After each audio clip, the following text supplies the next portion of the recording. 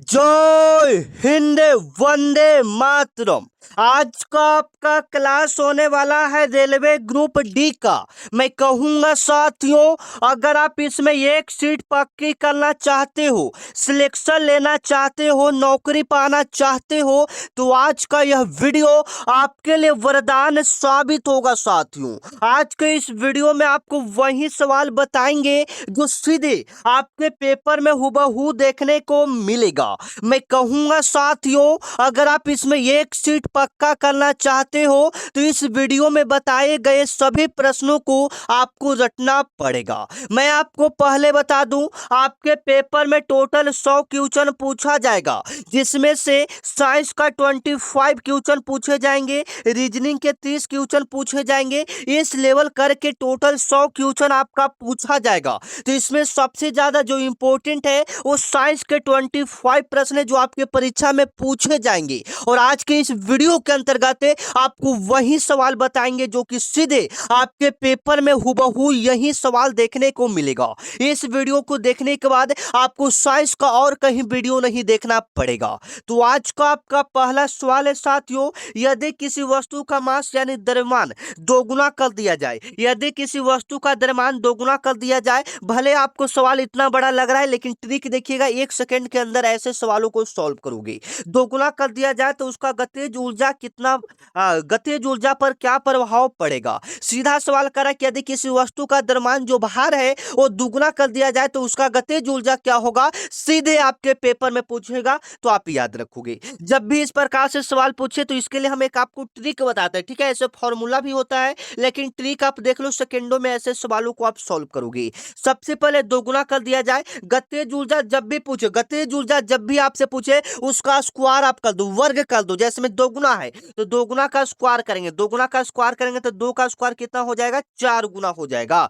यानी गतिज ऊर्जा पर क्या प्रभाव पड़ेगा, 4 गुना हो जाएगा। Option number B, option number B आप बिल्कुल सही करोगे। यहां से 2 प्रकार के सवाल आपके परीक्षा में हर बार पूछे जाते हैं। सबसे पहले यहां तो दोगुना कर दिया तो गतिज ऊर्जा पूछेगा कि गतिज ऊर्जा पर क्या प्रभाव पड़ेगा, तो स्क्वायर कर देंगे तो 4 गुना। यहां पर कभी कभी दोगुना की जगह 1/2 देता है। यदि आधा कर दिया जाए, यदि किसी वस्तु का द्रव्यमान आधा कर दिया जाए तो उसका गतिज ऊर्जा पर क्या प्रभाव पड़ेगा। आंसर तो आप लोग बताओगे, फटाफट बताओगे। 1/2 कर दिया जाए तो उसका गतिज ऊर्जा पर क्या प्रभाव पड़ेगा। तो हमने आपको बताया कि जो भी रहे उसका स्क्वायर आपको कर दो, उसका स्क्वायर करेंगे तो 1/4 आएगा। 1 कितना आएगा, 4। तो 1/4 को 1/4 बोलते हैं। गतिज ऊर्जा पर क्या प्रभाव पड़ेगा, 1/4 हो जाएगा। आशा करते हैं कि मेरे ये 2 बातों को आप अच्छे से समझे होंगे, क्योंकि यहीं से प्रश्न आपके पेपर में देखने को मिलेगा। यहां से एक्स्ट्रा 1-2 और सवाल बता देते हैं जो सीधे आपके पेपर में बनता है।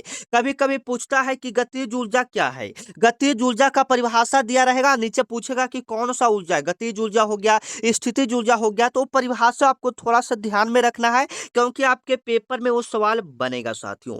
जैसे में पूछेगा गतिज ऊर्जा, जैसे में ऊपर लिखा रहेगा, किसी वस्तु में उसकी गति के कारण निहित ऊर्जा को, किसी वस्तु में किसी वस्तु में उसकी गति के कारण निहित ऊर्जा को, किसी वस्तु में उसकी गति के कारण निहित ऊर्जा को क्या कहते हैं, गतिज ऊर्जा कहते हैं, ठीक है। जब भी इस प्रकार से क्वेश्चन दिया जाए कि किसी वस्तु में उसकी गति के कारण निहित ऊर्जा को क्या कहा जाता है, और नीचे 4 ऑप्शन आपका दिया रहता है, गतिज ऊर्जा, स्थितिज ऊर्जा, जो भी रहे वो आपका दिया रहता है। तो आप याद रखोगे, किसी वस्तु में गति के कारण निहित ऊर्जा को क्या कहा जाता है, आप याद रखोगे, गतिज ऊर्जा कहा जाता है। आशा करते हैं कि ये आप याद रख लिए होंगे। बैठे हुए जो, जैसे में यहां से एक्स्ट्रा 1-2 सवाल और भी देख लीजिएगा जो सीधे आपके साइंस में ये सवाल पूछे जाएंगे। जैसे पूछेगा कि जो बस में यात्री बैठते हैं तो ब्रेक लगाने पर आगे की ओर झुक जाते हैं, यह किस नियम के कारण होता है। आपके परीक्षा में कई बार रिपीटेड हो चुका है। बस में बैठे यात्री ब्रेक लगाने पर आगे की ओर क्यों झुक जाते हैं, आप याद रखोगे, जड़त्व के नियम के अनुसार। किसके नियम के अनुसार, जड़त्व के नियम के अनुसार आप याद रखोगे। सारे वही सवाल बताएंगे जो सीधे आपके परीक्षा में देखने को मिलेगा। साइंस के 25 सवाल यहां से आपका क्लियर हो जाएगा, तो टेंशन नहीं लीजिएगा, ठीक है। चलिए, और यहां पर एक सवाल और भी देखिएगा। यहां पर आपसे पूछेगा, जो रॉकेट उड़ता है, रॉकेट उड़ता है, रॉकेट उड़ता है, रॉकेट उड़ता है, वह किस सिद्धांत पर कार्य करता है, आप याद रखोगे। रॉकेट जो उड़ता है वह काम करता है संवेग संरक्षण सिद्धांत पर।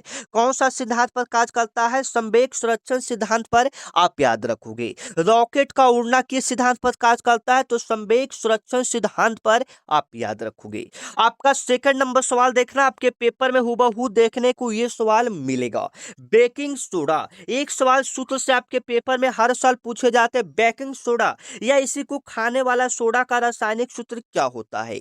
सबसे पहले तो यहाँ पर जान लो कि यहाँ से क्या क्या सूत्र आपके पेपर में अभी तक पूछे जा चुके हैं एवं पूछे जाने वाले हैं। तो सबसे पहले तो आप याद रखो बेकिंग सोडा या खाने वाला सोडा का रासायनिक सूत्र, पहले सवाल वाला क्लियर कर लो। तो इसका सूत्र जो होगा साथियों आप याद रखिएगा NaCO3 का सूत्र होता है। बेकिंग सोडा का सूत्र होता है NaCO3। अब यहाँ से जो एक्स्ट्रा सवाल आपको बताया जाए उस पर ज्यादा फोकस कीजिए क्योंकि वो सवाल आपके परीक्षा में देखने को मिलेगा। सबसे पहले यहाँ पर पूछेगा धोने वाला सोडा का रासायनिक सूत्र क्या होता है? ये बेकिंग सोडा था ना, खाने वाला सोडा। अब पूछेगा धोने वाला सोडा का रासायनिक सूत्र क्या होता है? आप बिल्कुल सही करोगे, Na2CO3 into Na2CO3 into 10H2O, वो धोने वाला सोडा का रासायनिक सूत्र होता है, आप याद रखोगे। ठीक है ना। यहाँ पर और भी सवाल आपसे पूछता है साथियों कि जल की कठोरता को दूर करने के लिए किसका प्रयोग करते हैं? जल की कठोरता को दूर करने के लिए किसका प्रयोग करते हैं? तो Na2CO3 का प्रयोग करते हैं। ये सब स्टार मार्क क्वेश्चन है, आप इसको याद रखोगे। और आपके पेपर में कभी कभी पूछा जाता है, यहाँ से एक दो सवाल आपको सूत्र बता देते हैं। विरंजक चूर्ण का सूत्र क्या होता है? विरंजक चूर्ण का सूत्र क्या होता है? आपके पेपर में बनता है विरंजक चूर्ण या इसी को ब्लीचिंग पाउडर भी कहा जाता है। तो विरंजक चूर्ण का जो सूत्र होगा साथियों याद रखिएगा, CaO, CaOCl2, CaOCl2 विरंजक चूर्ण का सूत्र होता है, आप याद रखोगे। विरंजक चूर्ण का सूत्र क्या होता है? CaOCl2 होता है, आप याद रखोगे। आपका आने वाला अगला सवाल है बुझा हुआ चूना। बुझा हुआ चूना का सूत्र क्या होता है? CaOH का होल ट्वाइस, CHOH का होल ट्वाइस, ये बुझा हुआ चूना का सूत्र होता है, आप याद रखोगे। आपके पेपर में कभी कभी डाल देगा कि बुझा हुआ चूना का सही रासायनिक सूत्र होगा, आपको सही करना है CaOH का होल ट्वाइस। या विरंजक चूर्ण या ब्लीचिंग पाउडर का सूत्र क्या होता है? CaOCl2 होता है। ये साधारण नमक का रासायनिक सूत्र होता है NaCl, आप याद रखिएगा। आपके पेपर में सवाल यह बनेगा साथियों। ठीक है, चलो 3 नंबर आप सवाल देखोगे आपके पेपर में आने वाला है, यह सवाल आपके पेपर में बनेगा।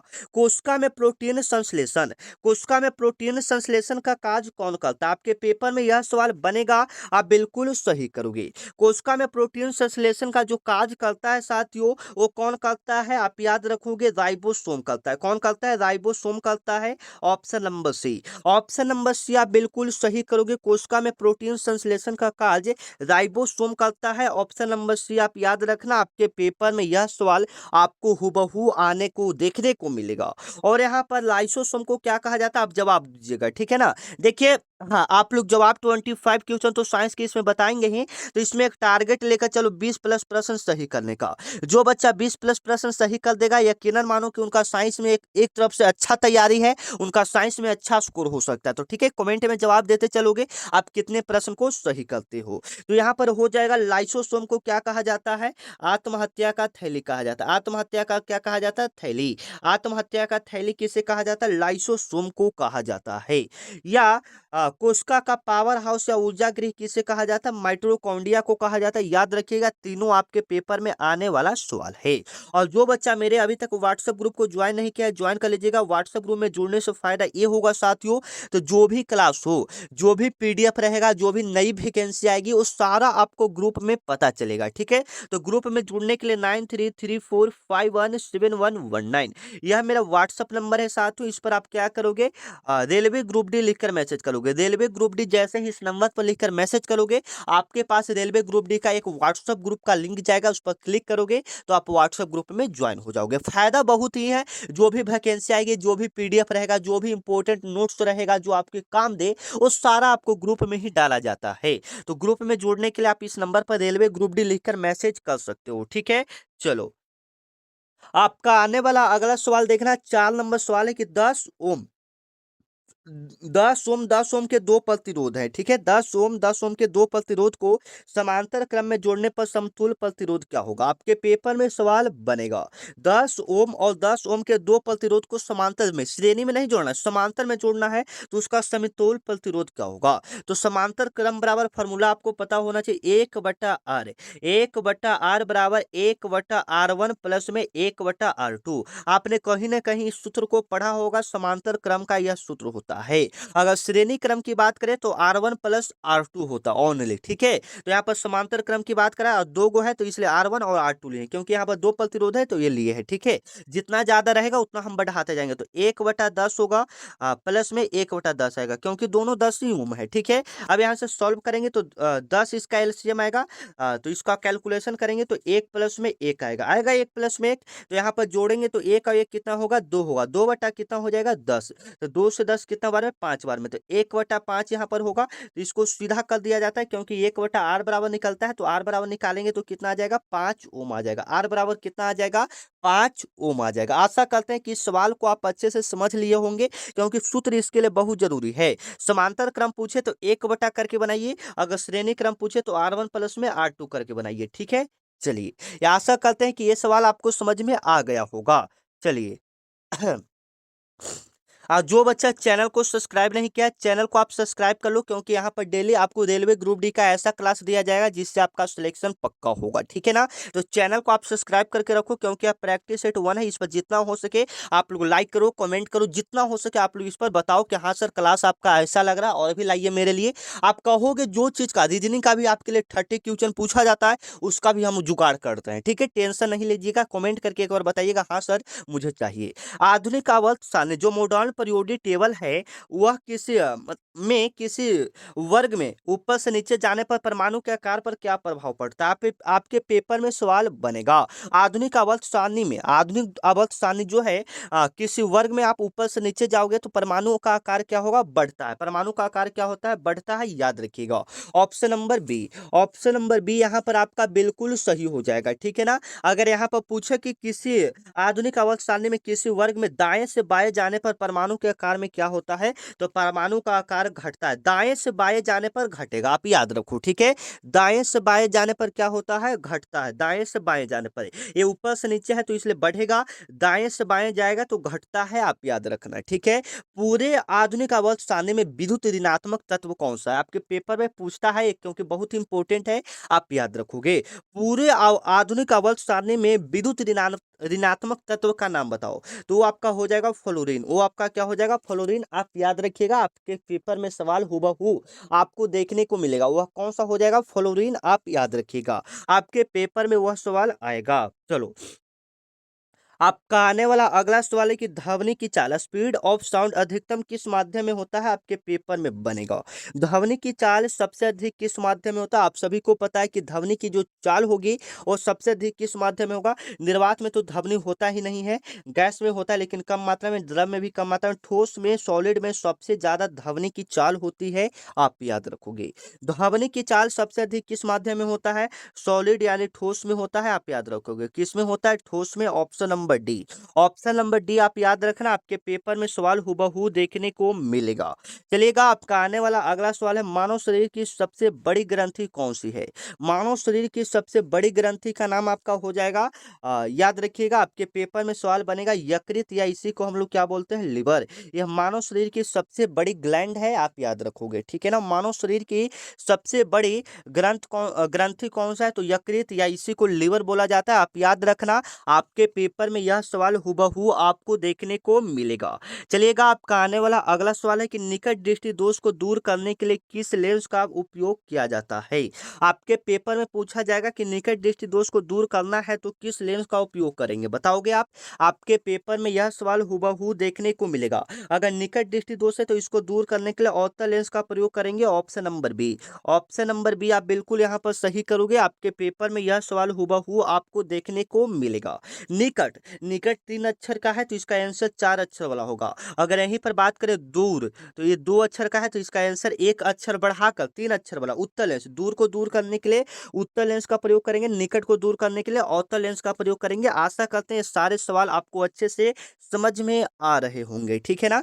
चलिए, आपका आने वाला अगला सवाल देखिएगा साथियों, आपके पेपर में सवाल बनेगा, चिट्टी के डंक में मुख्य रूप से कौन सा अम्ल पाया जाता है। आपके पेपर में सवाल बनेगा, चिट्टी के डंक में मुख्य रूप से कौन सा अम्ल पाया जाता है। आप सभी को पता है, मेथनोइक अम्ल, या इसी को हम लोग क्या बोलते हैं, फॉर्मिक अम्ल बोलते हैं। Option number C, option number C आपका क्या हो जाएगा, बिल्कुल राइट होगा। चिट्टी के डंक में मुख्य रूप से मेथनोइक अम्ल, उसी का नाम है फॉर्मिक अम्ल, ठीक है। तो याद रखिएगा, जिसके काटने से आपका जलन महसूस होता है तो फॉर्मिक अम्ल के कारण ही होता है। जैसे में यहाँ पर टार्टरिक अम्ल, टार्टरिक अम्ल पाया जाएगा आपका इमली में। इमली में कौन सा अम्ल पाया जाता है, टार्टरिक अम्ल। साइट्रिक अम्ल आपका संतरा में पाया जाता है। एस्टिक अम्ल किस में आपका पाया जाता है, सिरका में पाया जाता है। एस्टिक अम्ल किस में पाया जाता है, सिरका में पाया जाता है, याद रखिएगा। ये सारे कुछ कुछ इंपॉर्टेंट है जो आपको याद रखना पड़ेगा, आपके पेपर में कभी कभी पूछा जाता है। सेव में कौन सा अम्ल पाया जाता है, तो मौलिक अम्ल पाया जाता है, याद रखिएगा। चलिए, आपका आने वाला अगला सवाल है, वृक्क की कार्यात्मक और संरचनात्मक इकाई क्या कहलाती है। आपके पेपर में पूछेगा कि किडनी की कार्यात्मक और संरचनात्मक इकाई को क्या कहते हैं।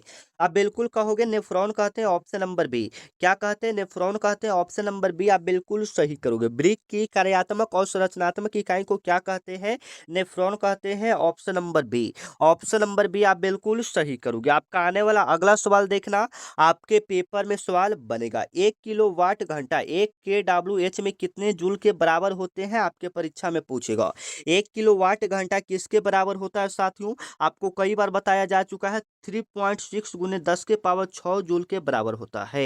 3.6 गुने 10 के पावर 6 जूल के बराबर होता है, आप याद रखिएगा। यहाँ से और भी सवाल कभी कभी पूछता है कि 1 HP बराबर कितना होता है, तो 746 वाट। 1 HP बराबर कितना वाट होता है, 746 वाट। आप याद रखना, आपके पेपर में सवाल हुबहू देखने को मिलेगा। कमरे के तापमान पर कौन सा अधातु द्रव अवस्था में पाया जाता है, ठीक है। कमरे के तापमान पर कौन सा अधातु द्रव अवस्था में पाया जाता है, याद रखना, आपके पेपर में सवाल बनेगा। अधातु नॉन मेटल की बात करें तो ये ब्रोमीन हो जाएगा, जो द्रव अवस्था में पाया जाता है। अगर यहाँ पर धातु की बात करता है, धातु धातु की बात करता है तो यह मरकरी पारा हो जाता है, ऑप्शन नंबर ए यहाँ पर हो जाता है। लेकिन यहाँ पर अधातु की बात करें तो ब्रोमीन हो जाएगा, आप याद रखना, आपके पेपर में सवाल बनेगा। अगर कोई दिक्कत है तो आप कमेंट में बता सकते हो, साथ में चैनल को आप सब्सक्राइब कर लोगे, ठीक है। पौधों में जल और खनिज लवणों का परिवहन किसके द्वारा होता है, जल और खनिज लवण। तो जल और खनिज लवण जो है, ज से जाइलम, ज से जल, ज से जाइलम, ऐसे भी आप याद रख सकते हैं, ऑप्शन नंबर ए। भोजन का पूछेगा तो फ्लोएम हो जाएगा, भोजन का क्या हो जाएगा, फ्लोएम, ऑप्शन नंबर बी। भोजन का कौन सा हो जाएगा, फ्लोएम, आप याद रखना, ठीक है। चलिए, आपका आने वाला अगला सवाल है कि पृथ्वी के केंद्र पर गुरुत्वीय त्वरण जी का मान कितना होता है। पृथ्वी के केंद्र पर गुरुत्वीय त्वरण जी का मान जो होगा साथियों, वो 0 होगा। क्या होगा, 0 होगा, option number C. Option number C आप यहाँ पर बिल्कुल सही करोगे। आपके पेपर में सवाल हुबहू आपको देखने को मिलेगा। बायोगैस का मुख्य घटक कौन सा है, बायोगैस का मुख्य घटक कौन सा है साथियों, आप याद रखोगे। बायोगैस का मुख्य घटक का नाम हो जाएगा methane, option number C. Option number C आप याद रखना, बायोगैस के मुख्य घटक का नाम कौन सा होगा, मीथेन। बायोगैस का मुख्य घटक का नाम methane, option number C. Option number C यहाँ पर बिल्कुल सही करोगे, आपके पेपर में यह सवाल आएगा। आपका आने वाला अगला सवाल है कि किस विटामिन में कोबाल्ट धातु पाया जाता है, किस विटामिन में कोबाल्ट धातु पाया जाता है, आप याद रखोगे। विटामिन B12 पाया जाता है, आप याद रखोगे। विटामिन B12 में आपका क्या पाया जाता है, कोबाल्ट धातु पाया जाता है, option number C. Option number C आप बिल्कुल सही करोगे, जो कि सीधे आपके पेपर में यह सवाल हुबहू आपको देखने को मिलेगा। यदि बल और विस्थापन के बीच का कोण 90 डिग्री हो तो किया गया कार्य क्या होगा। आपके पेपर में सवाल बनेगा, यदि बल और विस्थापन के बीच का कोण 90 डिग्री हो तो उसके बीच किया गया कार्य क्या होगा, तो शून्य होगा, 0 होगा, option number C. Option number C यहाँ पर हम लोग बिल्कुल सही करेंगे। आपके पेपर में यह सवाल हुबहू आपको देखने को मिलेगा। अगला सवाल है कि लोहे पर जंग लगना किस प्रक्रिया का उदाहरण है। आपके पेपर में सवाल बनेगा कि लोहे पर जो जंग लगता है वह किस अभिक्रिया का उदाहरण है, आप याद रखोगे। यह ऑक्सीडेशन है, यानी ऑक्सीकरण है, option number B. Option number B आप बिल्कुल सही करोगे। लोहे पर जंग लगता है, किस अभिक्रिया का उदाहरण है, ऑक्सीकरण। लोहे पर जंग लगने पर लोहे के भार में क्या परिवर्तन होता है, तो लोहा का भार जो है बढ़ जाता है, याद रखिएगा, ठीक है। ये सारे सवाल आपके पेपर में कभी ना कभी पूछे जा चुके हैं, ठीक है। चलो, जेनेटिक्स का जनक किसे कहा जाता है, अनुवांशिक का जनक किसे कहा जाता है, याद रखना आपके पेपर में सवाल बनेगा।